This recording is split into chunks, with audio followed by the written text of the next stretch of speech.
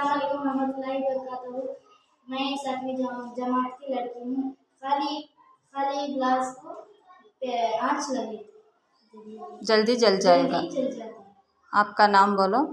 मुबशिरा। हाँ, अब वो नीचे रखो।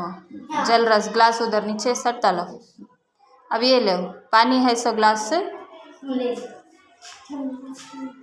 पानी है नहीं इसमें। ये पानी है। अब जला के देखो, अत्ता जल्दी जलता क्या? नहीं जलता कि बोलो कि नहीं जलता के तो पानी क्या करता? पानी आंच को ऑब्जर्व हीट को ऑब्जर्व कर हाँ हीट को ऑब्जर्व करता है।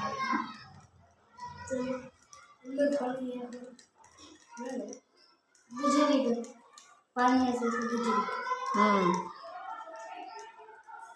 पूरा पानी ऊपर जल्दी नहीं जलता। पानी है ना।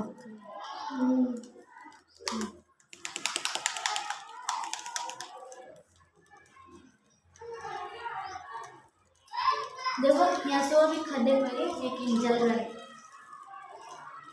वो देखो कितना जल्दी जल को चलेगा पेपर का ग्लास से। ये हो गया।